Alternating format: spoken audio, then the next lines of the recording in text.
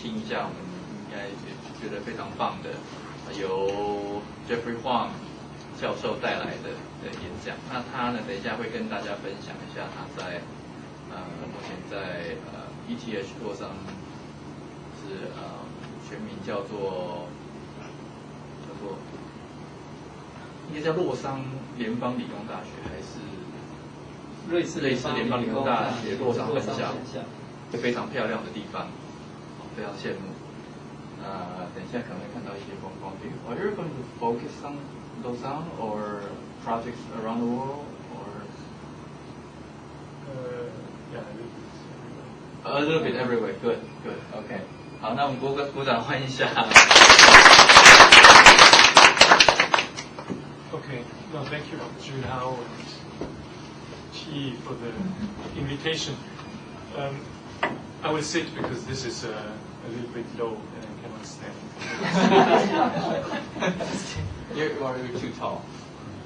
So, I will give a very informal presentation about some of the research and design that I've been doing. And I will use Interactive City as a vehicle to do that. The location I am in is Lausanne. It's in Switzerland. It's a place that has a long tradition, more in the engineering. So one of the graduates was Albert Einstein, for example. But more recently, there's a focus in architecture and social or more human sciences. I'm in architecture and in computer science, so it's either joint appointment in those two fields. And so most of the research focuses at the intersection of architecture, or the physical and the virtual media. The premise for the work I'm doing is the belief that the massive proliferation of broadband connectivity and connecting devices will radically transform how we do some of our very basic everyday activities, such as how we work, how we live, how we shop, and so forth. So there's a shift of where these activities are happening from the physical space, from physical architecture as we know it, to the virtual. And this will leave physical buildings and physical cities as we know it not indifferent. What this means is that increasingly we Google instead of using a physical library, or we learn in virtual classrooms instead of in a physical classroom, or we fall in love in chat rooms instead of a romantic restaurant. This shift from the physical to the virtual has some economic drivers. If you just compare, if you look at banking as one of the activities happening in the city and compare the cost of enabling that transaction in the physical space, let's say in a beautiful bank, to that done over the internet, you see that the cost differential is not 2 times or 5 times, it is over 100 times. So there is almost, that shift from the physical to the virtual is almost inevitable. And even if you don't believe in those pictures, for the example of banking, if you take a walk in some of the US cities or some of the European cities, you see that banking as a physical activity, the banking typology is disappearing. This is in Savannah, Georgia. Used to be Hibernia Bank, now temporarily has been completely emptied and is now a Chamber of Commerce. Or to the right, used to be a bank, Federal Savings and Loan. Again, they moved out, and now it's occupied by a pharmacy called Love. In Houston, in Texas, this used to be Citizens Bank. You still see the name of the bank on top of the building. Now Prague, a nightclub. or to the right in Seattle, used to be Seattle Trust Building, and now it's a jacuzzi health club. You still see the vaults and treasures. So inevitably, some changes will happen. The shift from the physical to the virtual is probably best epitomized by the bookstore, and we've seen some of the projects this afternoon.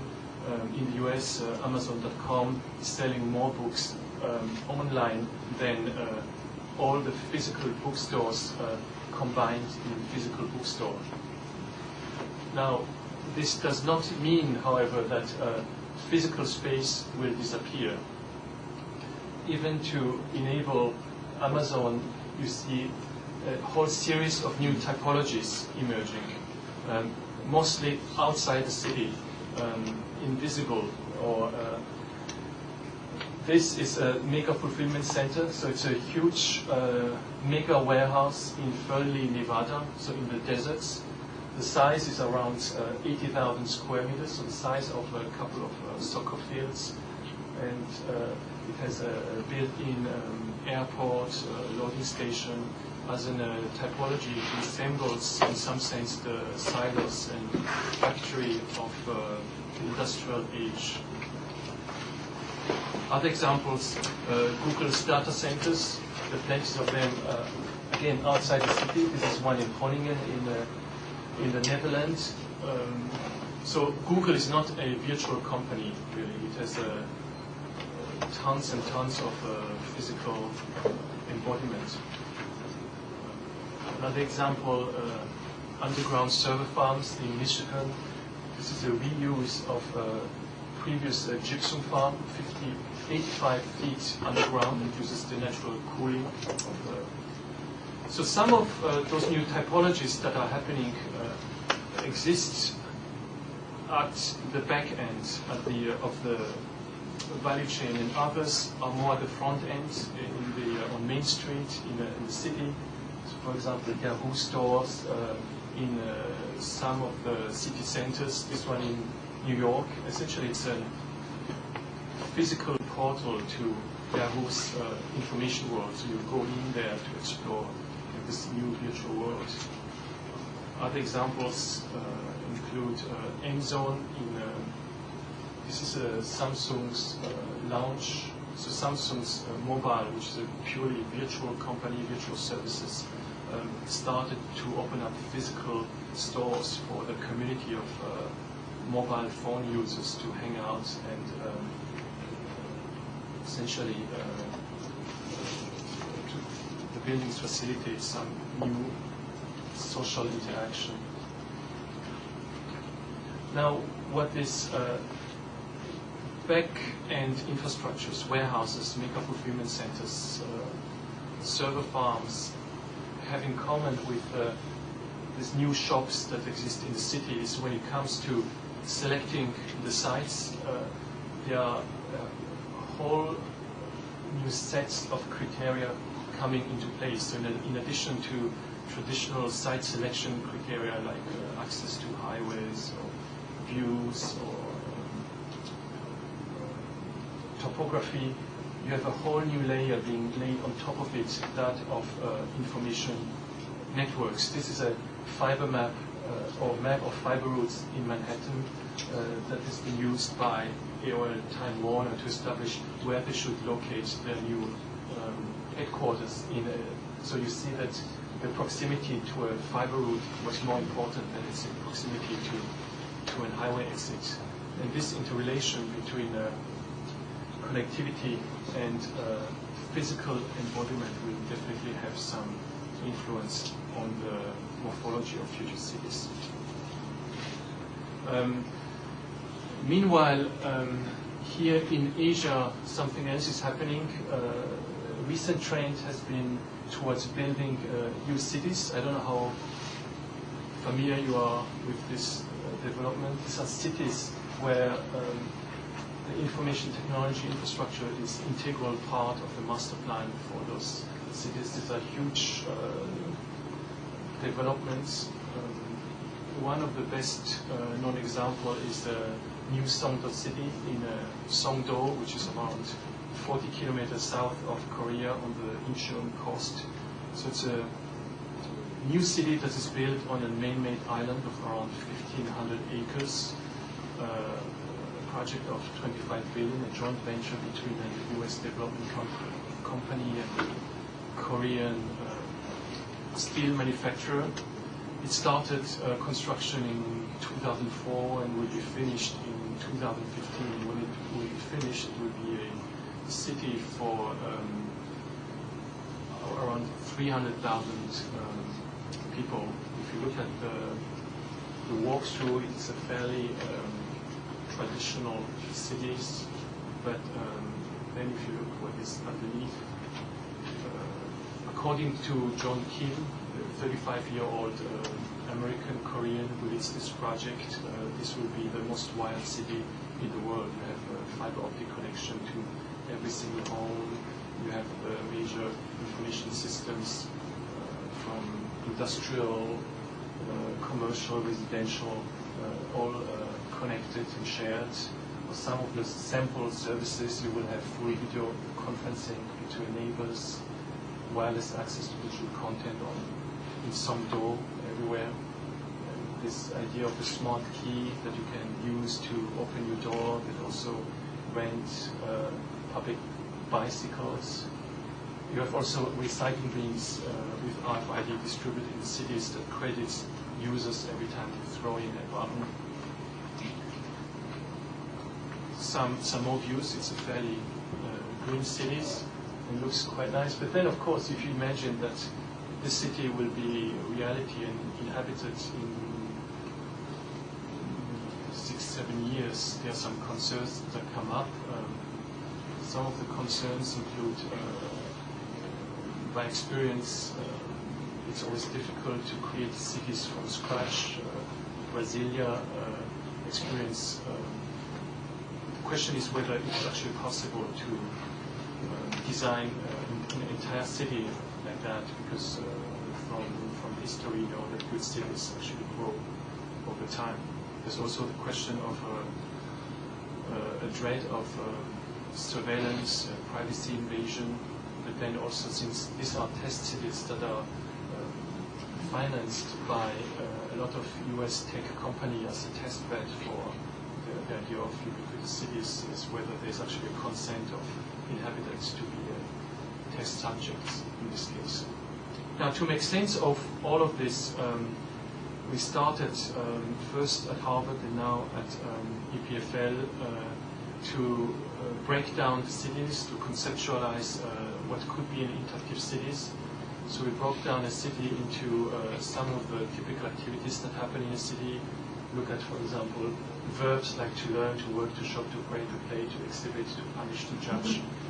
And what you discover is that there's an interesting or a striking dichotomy happening, that you nowadays you either can do that in a traditional way, in a physical classroom, in a physical workplace, in a physical retail store, in a physical church, in a physical playground, in a physical museum, in a physical prison, in a physical courthouse, or do that completely virtually in a e-learning environment, virtual offices and so forth, but nothing in between. And so as architect, the ambition was that there may be an opportunity to explore, on one hand, because the virtual side has been so far mostly in the hand of technologists or of graphic designers. And so the question is, what could architects do in that field? But more than that, is there anything in between? Does it need to be an either-or situation? Or to illustrate that, if you take a physical store and increasingly virtualize that, this is a physical store, this is a completely virtual store. The question is, could there be something in between that mixes physical and virtual technology, or to what extent can architecture mediate between physical lifestyles and digital lifestyle? Or how can you combine the benefits of both the physical architectures, physical environments, and virtual environment? Of course, from an architectural point of view, when you look at the integration of technology, this is dramatically helped by the rapid decrease of cost of computing to be embedded. This is a visualization of Moore's law.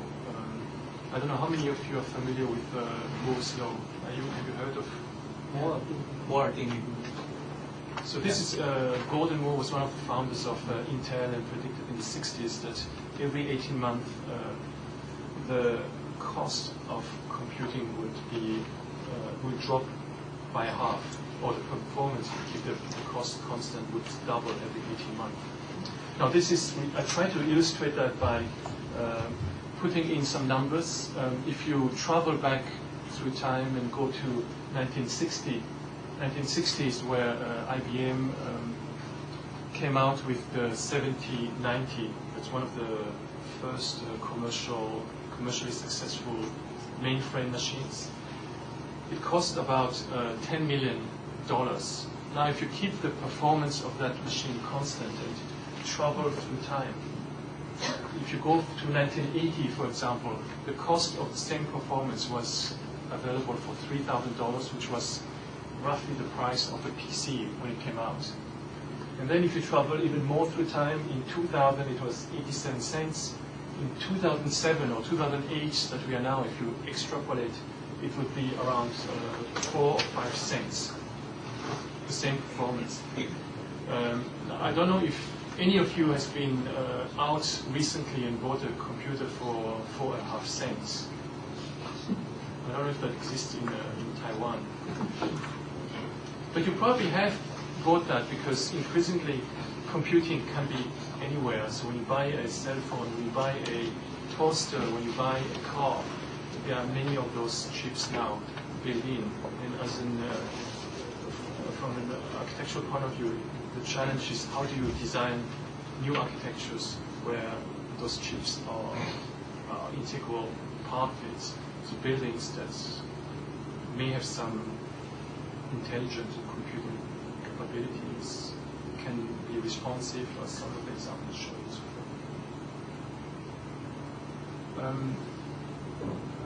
So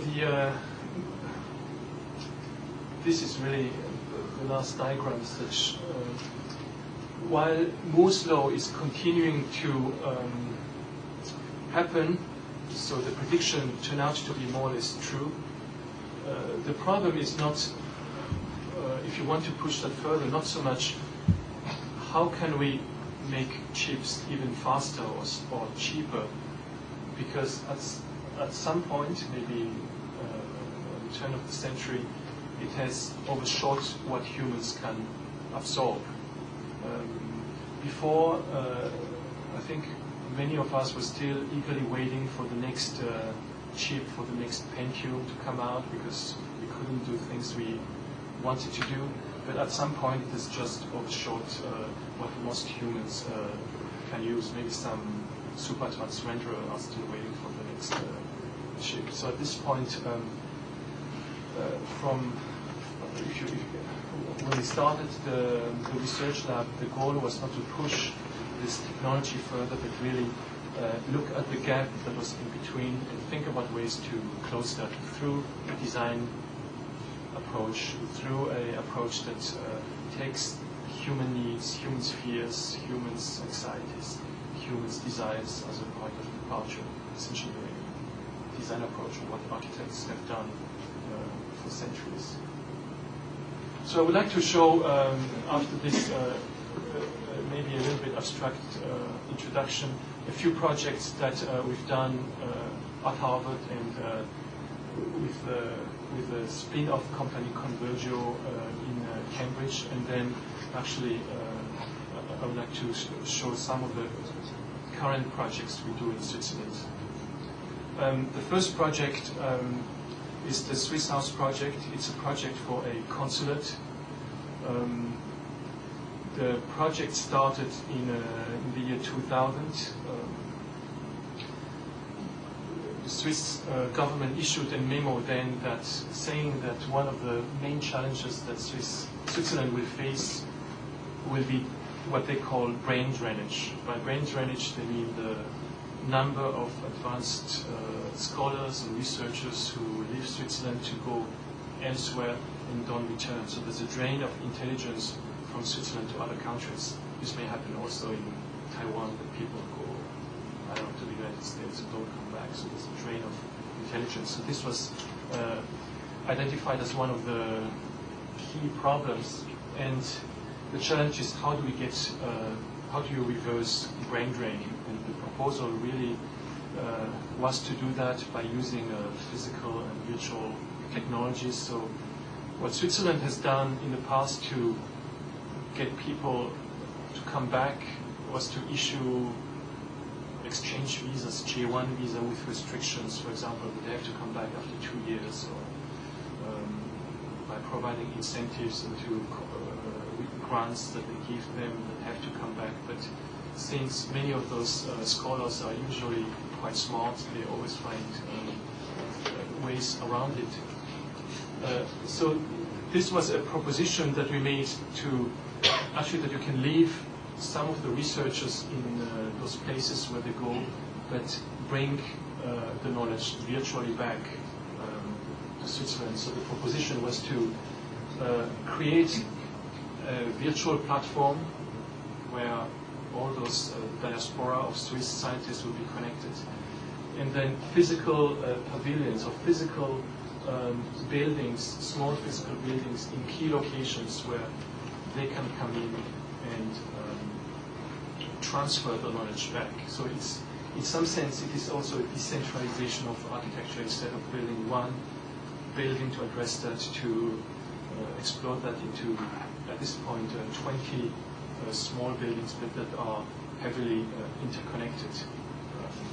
We also made the argument that if you compare the cost of building a network of, let's say, 20 small pavilions, might be comparable or even cheaper than if you build one big representative building, an administrative building that they would usually do. This is the floor plan of the Swiss embassy in St. Petersburg.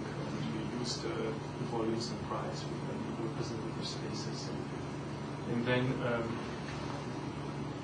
so this would cost around 50 to 60 millions to do that. So if you compare that with 20 informal nodes around the world, each one, if you limit that to 2 millions, you would still get to under the price of 40 million.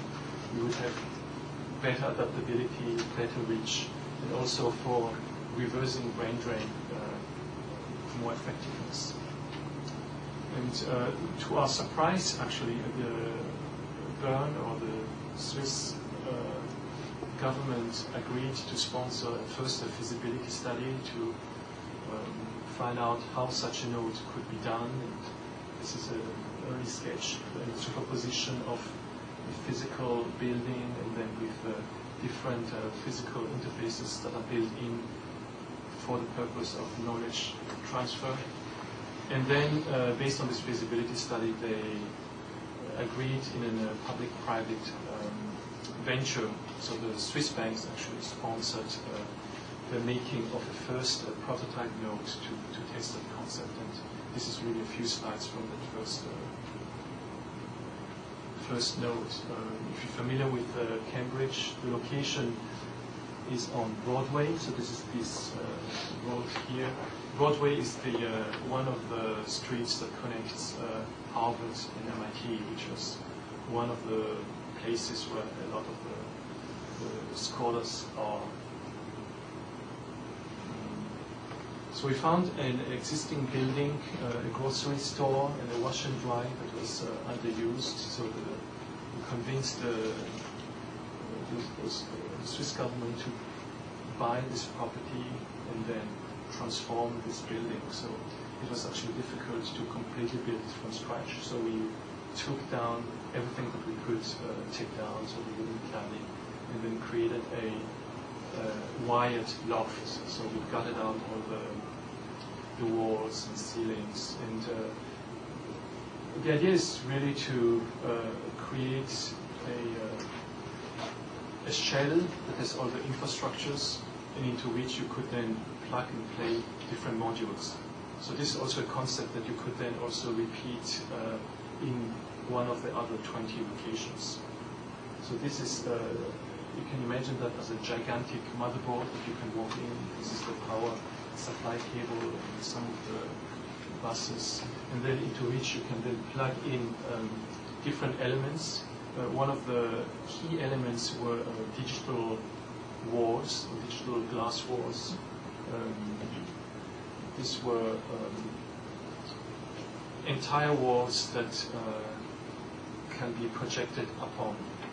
And so you really dematerialize the elements that define the space. So it's no longer physical material, but information or media that defines the space. The idea is that when a visiting scholar comes in, he could display his work on multiple walls. So instead of what we do here, showing one slide after another, you could display it on different walls, and we could take a walk together through the presentation. So you could browse and browse a presentation physically, just like you navigate through a website. You could navigate physically through a sea of information.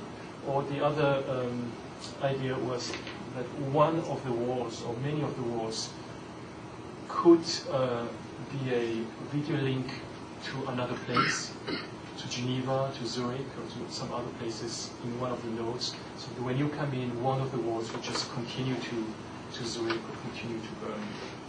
So from a technology point of view, one of the key technologies, if you look at the three technologies that you had during this morning, this was one of the key developments, is how do you do a digital wall. We use the rear projection, but the glass had to be such that when you project from the back, you don't have a hot spot when you look at it, and that it diffuses 180 degrees, so that even when you are at a very sharp angle, you could see the image very sharply. So this is the, and a lot of, from a design point of view, much of the exploration has been about transparencies. So how do you actually create different transparencies? Of course, the more transparent you make the glass, the less you will see the projection, and the more opaque you make it, the more the media will define the wall. So most of the walls are in a translucent stage. So this are the higher resolution screens that are being mounted.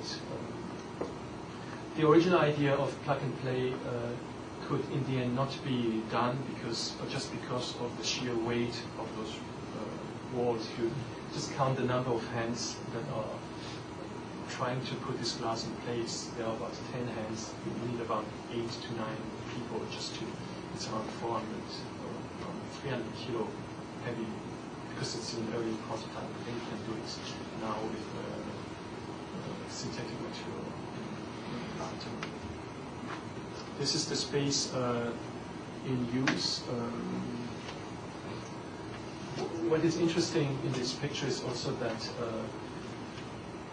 computing has really disappeared from the desktop. It has become either handheld or small and wearable and mobile, or become an integral part of the environment. Some other pictures without projections, you see very nicely these translucent screens in some parts. From the outside, the intervention was minimal, so we had to keep the brick, and we just created the largest openings that was possible in a rhythm, and then we could get the steel bracing through the Mid-Cambridge Authority. This big openings was important for Switzerland at the time, because in the year 2000, Switzerland went through a difficult times in that they were accused that they were hiding gold during the Second World War. And so this was an attempt through the consulate to project a new Switzerland. Instead of a closed black box, secret Switzerland, one a Switzerland that is open, transparent, innovative. typical scenarios that have been brainstorming sessions, or a typical event. We installed the same configuration in Zurich. So when you look at that space in Zurich, this is the pavilion of the ETH. The space continues here to Boston. So you have a co-location of different time zones or different geographical locations in one place. I think this is more important than it looks like, because when you think about video conferencing today, you typically have a scheduled event. Let's say from 2 to 3, someone will talk to you, and then you have the talking head coming and then switch off. So this is a very different thing. Here we're not trying to connect people or connect a person at a specific time. We're really trying to connect spaces anytime, and so that you would have things happening like this. This is a virtual cocktail after a lecture. So it's not only about connecting one lecture from one place to an audience in the other place, but also connecting audiences with audiences beyond the lecture time. So in terms of the technology, we connect through broadband internet the Swiss house, which is this schematic here, to other places. But then you wanted other people who don't necessarily live near another node of the Swiss house to be able to see what's happening in the Swiss house and access the content. And so one of the ambitions was to stream whatever happens in the Swiss house to other people. Now, when this is happening, usually, I don't know if this is now capturing these lectures and putting it on the web, you actually never know how many people will be watching, whether there will be 2 people, 10 people, or 20,000 people, and you may actually talk differently depending on that knowledge. So the challenge then was to visualize the presence of others that are connected to the Swiss house. And this is a project to use walls, or underutilized walls, to create interactive wallpapers to visualize the presence of people that are connected. So this is a visualization. It is not something that you need to pay attention or takes cognitive load from you. It is almost like a wallpaper on the background. But if you care, you can immediately understand that, okay, there are 4 people now checking in, and they're from, you even see their profiles, you know, where they're coming from and what time zones they're coming from. And the other things is happening too. How can virtual visitors actually know who is in the physical buildings? And so this is a project that we did with Swatch, who sponsored watches. Swatch is this watch company. I don't know if you should they use Swatch with RFID usually in the mountains for skiers. So if you buy a season's ticket, you get a Swatch with an RFID, so that you can just swipe through the stations without having to use tickets with elastic bands. And so this is the same Swatch with an RFID, only the building can read whoever comes into the building and then welcome the building. So the building has an awareness of who's coming in and also displays it on that wall. Of course, once you have that kind of information, you can do other things as well. This was a project to install RFID readers not only at the entrance, but in a grid in the building, so that in a cocktail or in a more social event, when you walk in with those watches, it could display the information as a digital shadow, and so that especially for Swiss people who are typically shy and cold, this would allow a way to break the ice and start small talk. So this Swiss house has been in operation for 4 years or more, 5 years now, and considered a success.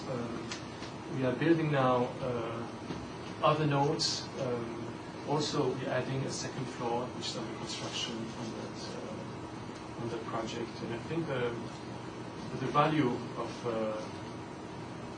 of this interconnected typologies will only come out once you have maybe 10 or more nodes. This is now almost like if you had a fax machine, but you're the only one having a fax machine.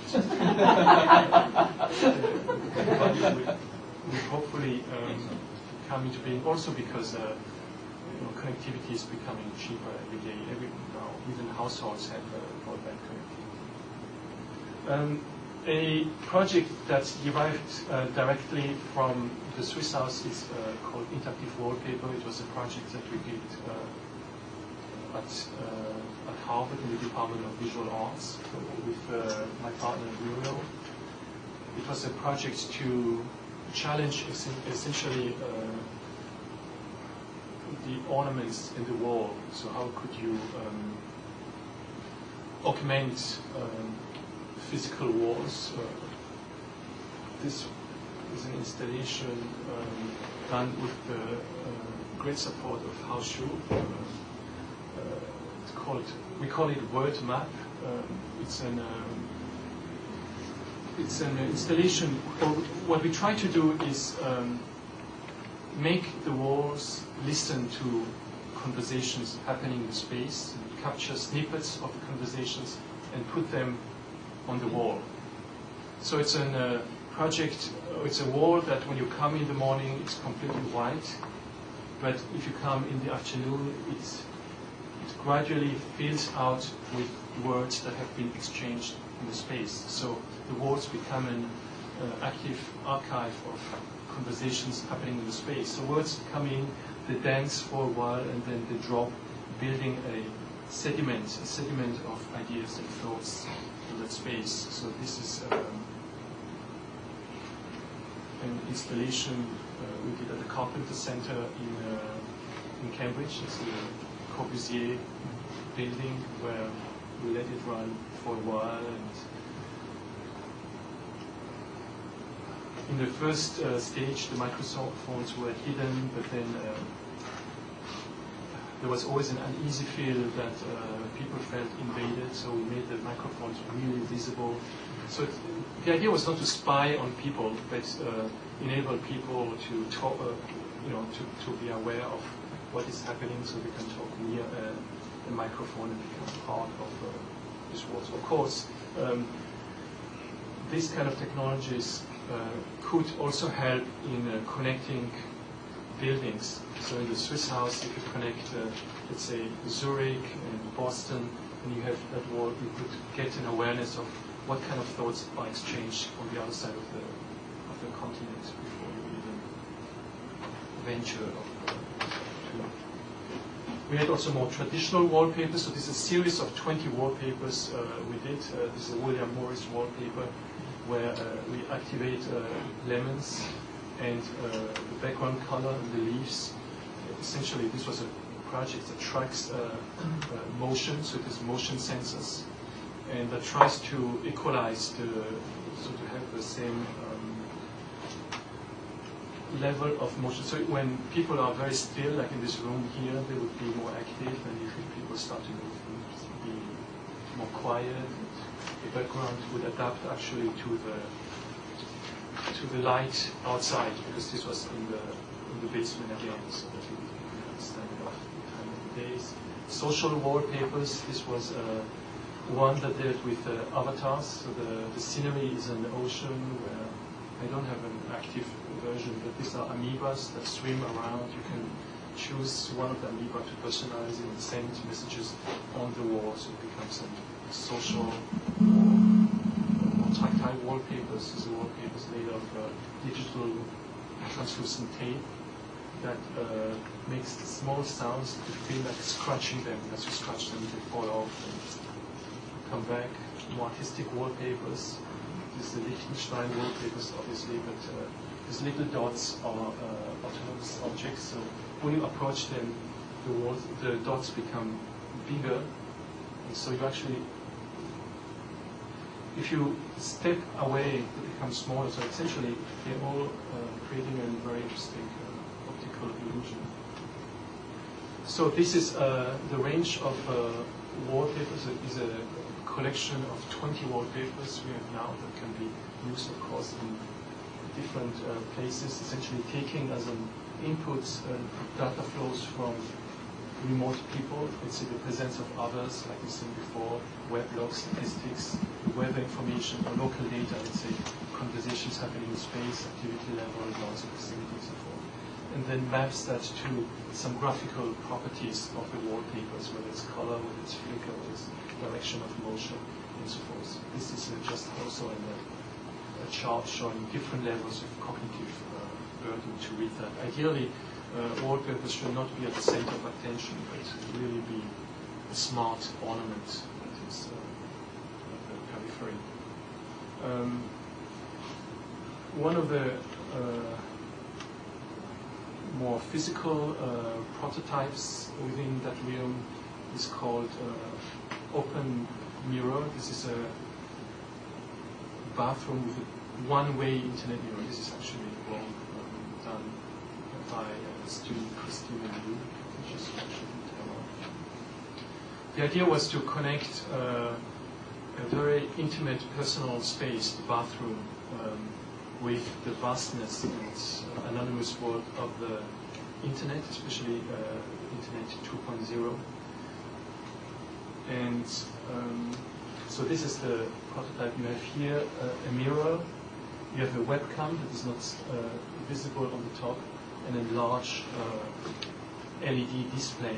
So what is happening is that when you look into the mirror captures pictures of you, sends it to a site called hotornot.com, where it gets voted by a number of people who are online, and gives back a vote about how they think you look like.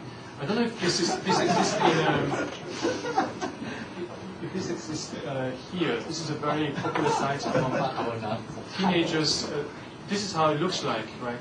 You can just submit any pictures you want onto the site, like this one, and then it's very playful. You can just rate something, let's say 6,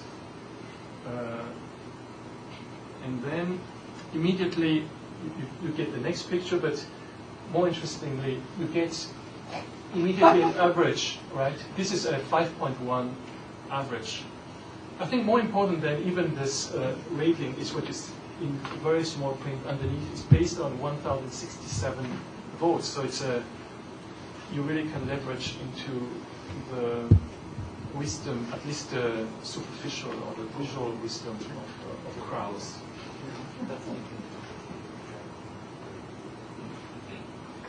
Actually, let me just show quickly a video to.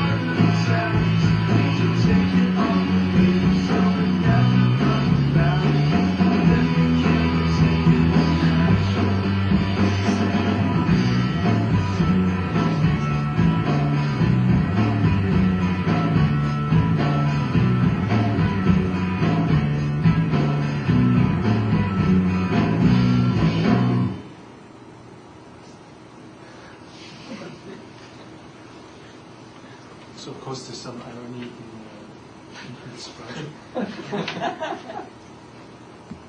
So these were two very small projects.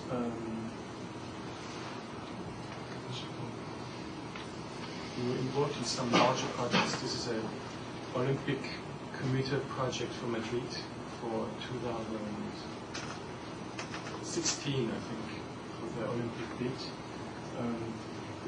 This project done by the student Brian Young addressed the problem of Olympic cities and the traffic that happened during Olympics in a city, and in particular the problem of congestion when you have to travel from one event to another when the city is full.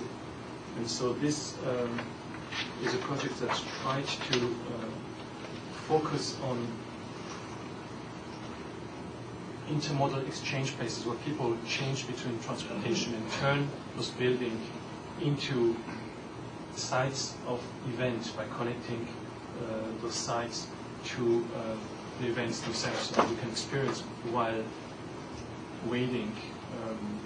So the project starts with an analysis of, in this case this is Atocha station, the speed of how people move through the building, and then you can easily map essentially downtimes of people, or times where passengers, travelers go through slowly with architectural surfaces that exist at the space, and then map those spaces. I appreciate this project a lot because it's a project that of course tries to leverage underutilized surfaces in architecture, but also that does not only a real time connection between different sites, but also a real scale, which is very rare. So in this sense, the events are mapped to the particular geographies of the surfaces. So if you have a triple jump, it would be mapped to an about 20-meter long space that you have a one-to-one relationship with this event. So all jump into this done. And so this is also some feasibility study of how this could be done. And so this is a project that may be part of the bid for Madrid 2016. So these are just a few projects that probably gives the scale of the projects that exist more in a realistic setting. I would like to conclude by showing some of the projects we've been doing now with the new lab I've been starting since last year, which is called Media and Design Lab at the ETH in Lausanne in Switzerland. So this is the current team. We have about 12 people now, but from different backgrounds. Some are from psychology, some are mathematicians, many architects. We have a couple of projects. The first one is called Home 2.0, and it's a project to build a real housing on campus for visitors. Of course, the topic of digital home or smart home is a difficult and fascinating topic. It is difficult because it's a topic that has been addressed almost too much, not only by architects and designers in the past, but also by technology companies. Almost every single technology company, Intel, Cisco, Microsoft Research, they have their own smart homes, but there's a technology fatigue that we can experience. So the idea of the project is to address it more from the design point of view, and how do you actually address some of the more, so it shouldn't be a showcase for technology or a showcase for new gadgets, but really addressing some human needs. probably coming back to some of the presentations, one of the issues is how do you actually, in the past you had this very strict separation between the private realm and the public realm. And now, as you know, some of the city activities to work, to learn, to shop, and so forth are done online. It will probably more and more come into the home. Home is actually where those activities are converging if you enter digital lifestyles. How do you negotiate in the home settings, public and private functions? How do you, without losing intimacy, for example? We have four different foci. One is called home dashboards. This takes the analogy from driving a car or from the automobiles. So when you drive a car, you usually know how much gas you still have, whether something is leaking. Whereas when you live in a house, you just pay your heating bills without knowing actually what's happening. So this is the sub-projects that deals with monitoring the flow of energy and gas, so that you could at any time understand what is happening. Second key area is intra-family bonding, which derives from the trends that increasingly families don't live under one roof. So people commute or live in different cities. In the past, you had grandparents, parents, and grandchildren living under one roof, and increasingly this is completely dispersed. So how through this integration of technology, maybe similar to the Swiss house, you could bring back this family back together. Digital furnace looks at the house as an inhabitable interface to deal with information overload. And the last one, which is probably the most obvious and always socially more responsive, deals with aging population health. So how can you give them give all the aging people a healthy, autonomous, socially engaged life? So we think that how do we do that? We prototype some building blocks in the lab. This is this is about the ceiling. So it looks at the ceiling like this one. You have a ceiling here that is quite underutilized, and turns ceiling tiles into computers. So each ceiling tile would be a computing unit at 4.5 cents per computer. This should not be, the cost should not be an issue. It's a 3-layer system with a ceiling panel and wireless sensor node. You have an LED display and then a lighting diffuser that you introduce to diffuse the lights. So this is a reintroduction of ornaments into architecture.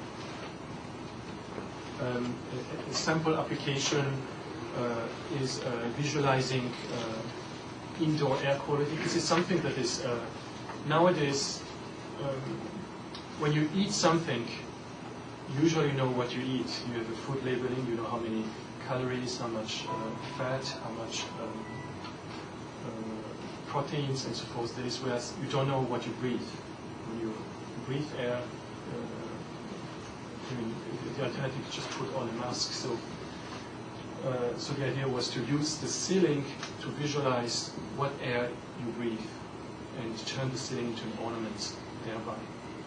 Of course, visualizing air contaminants in the air is not as easy as food, because air is dynamic, it changes. If you are standing here or over there, the air quality may be different.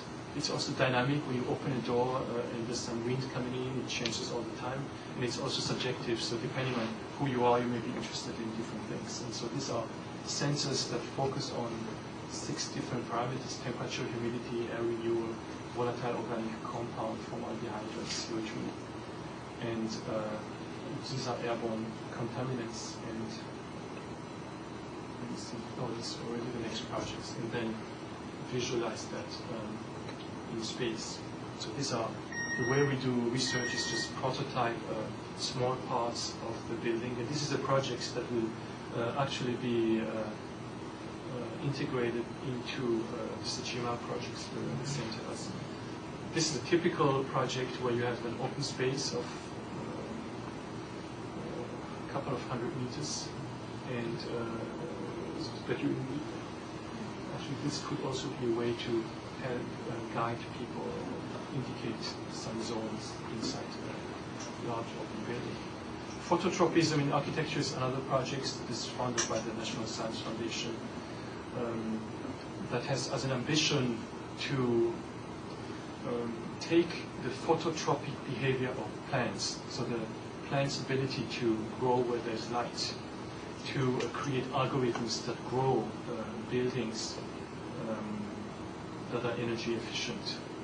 So this is not so much to design buildings, but to grow, try to grow building based on some algorithms. The goal is really to leverage the natural ability or natural strategies of plants for survival and integrate that in the early stages of the design process. The idea is to have BIPV, so building integrated photovoltaics, covering the scheme, and then the challenge is how do you to create an algorithm that helps find a form that is optimal for energy harvesting. So these are actually illustrations done by I've done with this for different projects, but for another project, mapping the digital world in mobile devices, is a project that we started only recently, sponsored by Nokia, that deals only with the virtual side of the city. The starting point is that most of us have some kind of cell phones that do much more than just making phone calls. They take pictures. Mine has a GPS. Others have a calendar and so forth. And in the past, the design of the digital world of those cell phones, when it was only for making phone calls, was very simple and very good. But now, increasingly, people get lost in the cell phones because it's so complex. And or if they don't get lost, they are so anxious not to get lost that they only use a very narrow path within the possibilities. It is almost like if someone gives you a city at disposition, you're so scared because you don't know anything, you just take always the same path. So this was an attempt to, by mapping it, by using architectural knowledge of mapping space, of visualizing space, to being able to have a mental understanding of the whole digital landscape inside a cell phone. And so design challenges in creating that include what is the right level of abstraction in creating those maps. And from computing challenges, how do you automate the mapping of cell phones? So the goal is in 1 or 2 years that anyone could put in their cell phone onto the table and their landscape would be automatically visualized. And the end goal is really to help not only Nokia but generally designers of mobile devices, design simple interfaces. The last project that I would mention, and these are all projects that are at a very, very early stage. Some have a little bit more advanced. Ceiling has a prototype. This one is probably the most advanced. It's called visual markers. Again, there's an increasing need to have specific digital information at specific physical locations. And the question always is, how do you bridge these two worlds? In a scenario for the Ginza area, for virtual Tokyo, they used SEMA codes to attach, let's say, tour guides to specific physical locations or architectural information to specific buildings. So this is a very subtle project that does a very small thing. It's essentially what we're trying to do is go from this kind of tags, which is a tag that is machine readable only, to a tag that is readable by machines and humans. This is important because if you, well, first of all, it becomes possible to create your own tags. But also if you have let's say, a city that is marked by 20 tags, if they are like this, we don't even know which one to access. Whereas if you have those kind of tags, you may immediately have a clue which one to address. And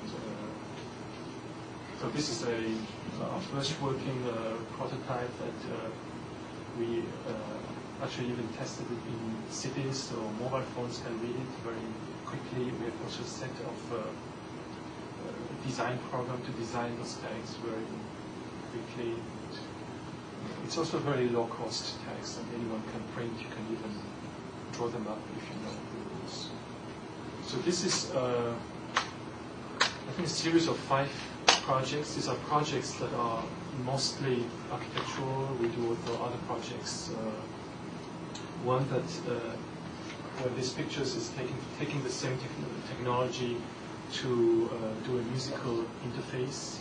So this is actually, you can also tag music to it, and you can synthesize or play with music by having tangible blocks. So the reactable one? it is similar to React table. Actually, the Enrico Costanza, who's a PhD, is working on this, provided the code for the React table. This is actually the next thing to that. Maybe just to summarize, the idea is that virtualization of everyday life is inevitable. Maybe this is also the premise for your studio. We also already see in, especially in Asia, the emergence of ubiquitous cities that are planned. What is at stake seems to be how to converge physical and virtual designs. And of necessity, it's not a technology challenge, but mostly a design challenge, how to bring design sense into that. And if you take a step back, I think the larger ambition is to counter what has been called the disenchantment with technology. So today you have really a world where normal people, maybe not a few people in Hsinchu, but in the world, are typically disenchanted with technology.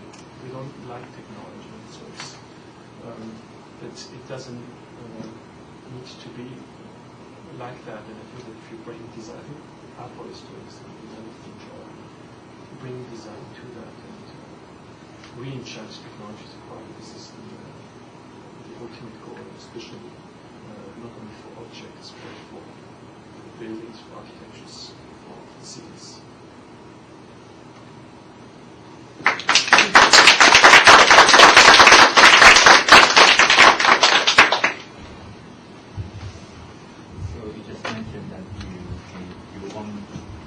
Anyone interested in the project, in which way or in what way that we can collaborate, or you want to recruit, or you want anyone interested in the project?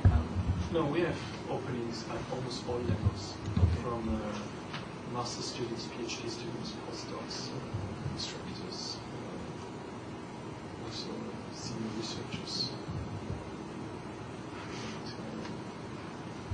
The brain drain is not a joke, actually. Many of the good Swiss people are actually somewhere else. And one is a beautiful island, so they all come back, we're all back. No, it is a nice country. But also remote collaboration, if there's anything. I think that was, I didn't expect this to be more. It should have been more informal collaboration, the way each projects we could look at common shared interests and shared points. More about for the program? Your program. What kind of student you? Okay. Well. Well, I don't know how to answer the question. There is a question about the tricky question is really what kind of degree do they get? Because I'm in between two departments, between architecture and computer science, and there is no degree, let's say, in media design or in media arts. At MIT, I think they were able to create media arts and science degree. So in the case here, you actually have to choose one of the traditional fields, which is a little bit odd if one of the main goals is to create an interdisciplinary program. But so far, until we manage to create our own degree program, which will take years in Switzerland. But also, you also need a critical mass of courses to do that, which we don't have. So until this is happening at the Media and Design Lab in Switzerland, you can get a degree either in architecture or in computer science. So that's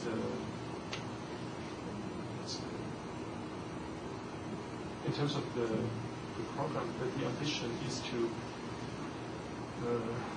broaden it up. So it should not be only architecture, computer. It should be art and science in general.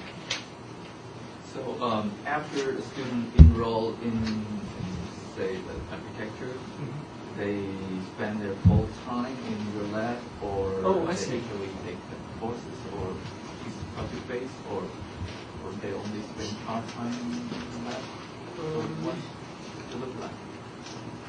Well, the preferred type of people are PhD students, but PhD students in Switzerland are not really students like at Harvard. They are really very highly paid research employees, right? And so it's a job really. Yes. But, I don't know how it is here. Maybe you also get. More like our post-doc, right? So it's absolutely. I don't think you could get anyone in Switzerland if they had to pay tuition like we used to do.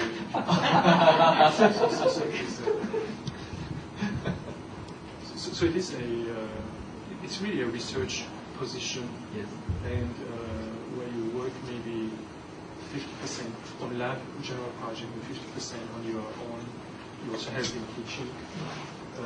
But ideally, of course, all three areas converge, meaning that the research you do for the lab and your own projects and the teaching are more or less the same topic. What's the criteria for the PhD student? If in architecture? Well, there is no real criteria, except that, of course, normal criteria like some interest in that area. Probably at this point it would be good if you had a research interest, or if you have done something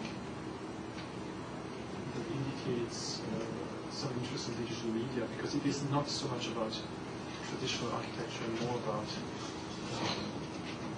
let's say design approach to digital media, because you could also, let's say the Nokia project is not really architectural, but it could be seen as that.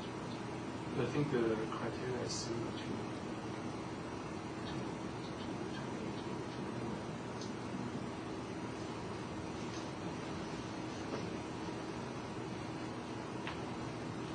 in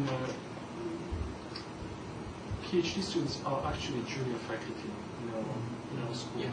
So it's they are closer to, let's say, assistant professors in the US than to students in terms of their responsibilities and advice students. More like a teaching fellow in here. Yes, absolutely. Yeah, I think teaching fellow would be or research fellow. Yeah.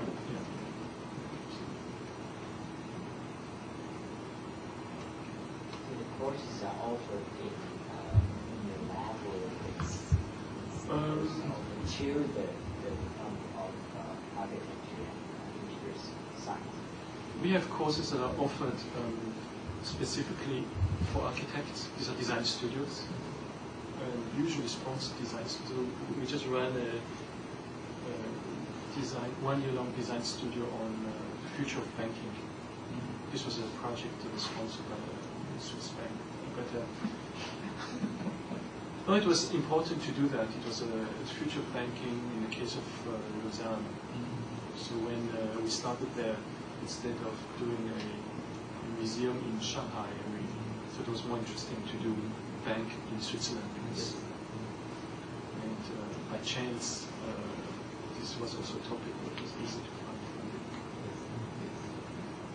So these are design studios that are only for architects in that case. Then we do this year also for the first time a studio, a design studio for computer scientists only on mobile applications. It's called Personal Technology Studio. And then we have also classes that are open to both, but they are at this point more doctoral level classes on design thinking topic, which is more about maybe technology. So what's your role in design studio for computer science? Actually, we will start in 1 month with that. The role is... Also, it's not started yet. This year we start for the first time. Oh, okay, okay. Well, there will be a strong component of a Symbian programming in this case, because we use the A60 platform of here.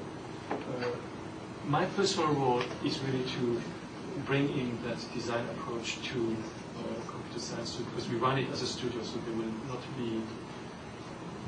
I won't go in and scribble formula that students copy and then they have problem sets to solve. But we run it as a design studios with desk grids, with PNAPs, and already introducing that is a huge role into introducing that culture. And then I have other people teaching more technical stuff, because well, one of the challenges in doing that to the computer scientists, with the School of Computer Science, is that there's always a danger if you do a purely design that it will become a soft class or an easy class. Yeah. You don't want to do that because you really want to do a challenging class. So there will be, I think technically it is challenging, but at the same time it gives a new perspective. And then most of the time the students for different disciplines actually collaborate within the project, say that you will mix the design background students, computer engineers, students. That's correct. We haven't done that so far. This is the goal. This is the goal. This is the goal. It's a difficult goal. It's hard to think because the way this structure. Well, so far it's also difficult from an administrative point of view that the credit system are very different. So, for example, in architectural school you get almost a double amount of credit for a studio than the computer science. Yes. So, if you have them work together, does it mean that architects are going to work double, or how? Also, how do you actually evaluate? Can you critique a computer science student based on their design abilities? I mean, it's very hard to mix so far. But I think that that's the goal. And I mean, that's for the project. The overall project, I think the idea would be to do that. Because maybe there's also it could also be grading based on contribution to the team. So it's really about the team and the success of the project. And it's just who makes this project happen. So it would be maybe more critical.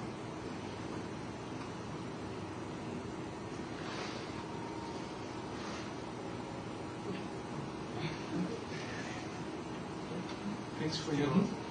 Any students, any question? You can also ask in Taiwanese. 对啊，台语也可以。台语哪听有啊？我问。对啦，对啦，对啦。真正是会晓听。会晓听，不要讲。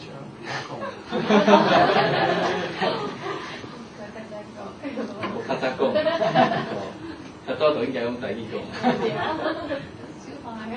Too hard for you.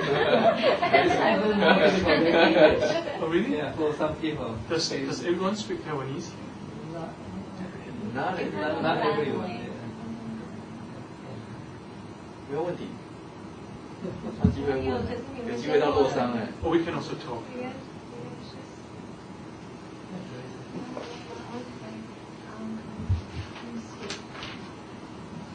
Well, I guess my first question No, you is. can only ask in Taiwanese.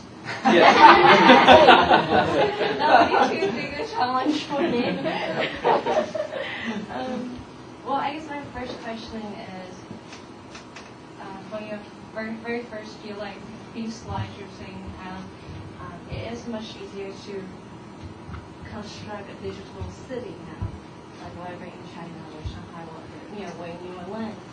But how do we refurbish the existing city without taking the city away? And how do we implement that infrastructure or accessory structure in the digital fabric? Do you want me to begin, or you want to answer that first? No, that's a great question. This is also, I think that some of the things we've developed are more for refurbishing than for entirely new cities, because for entirely new cities anything is possible, or anything you can imagine at least.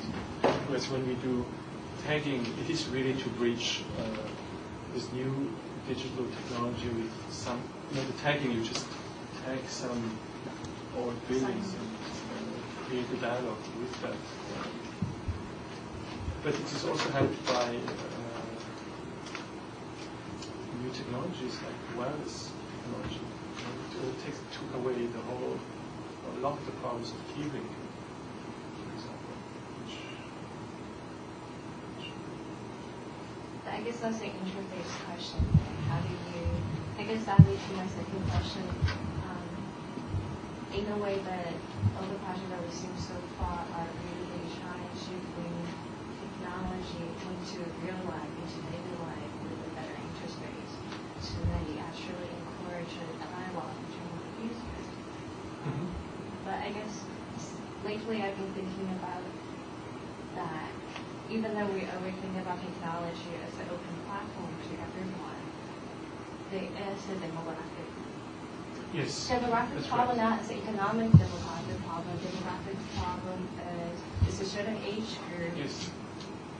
It's only a certain age group that agree with the culture.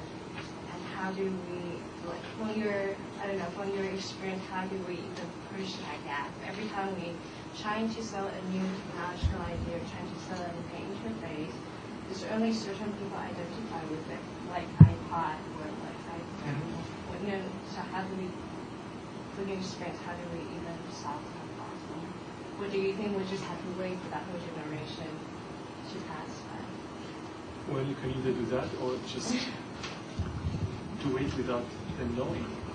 Right. Now, for example, saying. in the Future of Banking studio, we did a field study of observations of how people use banking, and there were older people who would refuse to use ATM machines, for example, because they don't trust the ATM machine. They prefer to wait. In the meantime, banks have reduced the counters from 10 counters to only 1 counter. And so usually you have a line of half an hour. They all prefer to stand just to get $20. Yeah. No, this is not common, and this is absolutely understandable.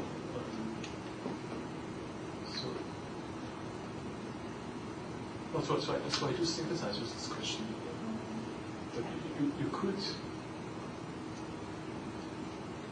No, what I mean by you could do it without them knowing is that you could.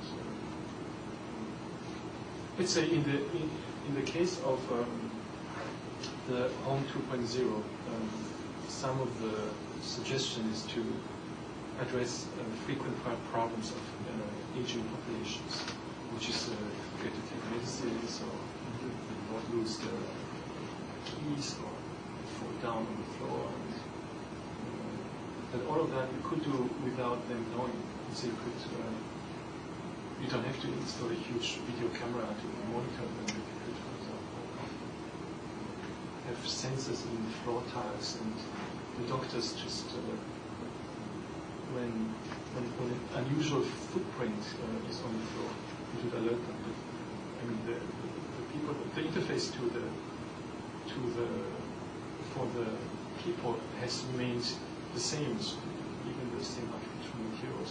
And this is one of the questions that come up for designers and architects, whether you could, when you integrate technology, where you should superimpose the new technology onto an old form that people are comfortable with, which in some sense is like the horseless carriage, which is all the first cars used to look like carriages where the horses were taken away. But I think it was necessary because you could not just dump into them a streamlined car, as you intend. So you always this question whether you should do that, or whether there's an opportunity to create an entirely new form. Well, maybe you have two separate markets, that's what you're saying. Yeah. But making it invisible does not prevent you from progressing with design. It's just more incremental and less tricky.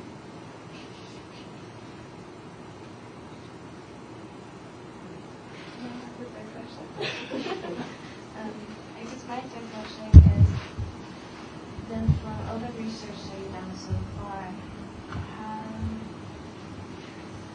as a research institute, how do you guys partner up with commercial institutes to really market that, or really test the technology before they get started into the larger market? What other opportunities what other obstacle for successful experience? How do we put that into mass production? Well, our role so far has more been to explore new possibilities. So this is a little bit more the avant-garde of virtual, rather than trying to develop something for the mass market. So in some sense, the ambition was to inspire mass producers rather than be mass producers. But I think that with the new lab, there's an incentive. Let's say the sealing the tracks into air quality could be scalable to any home if you wanted to. So I think many of the technologies that are really systems that are products that are slowly becoming more multipliable. I think that, but I haven't addressed that yet. This is definitely something that is becoming interesting, I think, for architects in general. But even the prototypes in your studio, they could be multiplied. Architecture was not living in a world where we would mass produce something. It could be some of its modules. If you ask how to do that, I'm not fancy. Any question? Any more question? No? No? No? Okay. Thank you. No, thank you.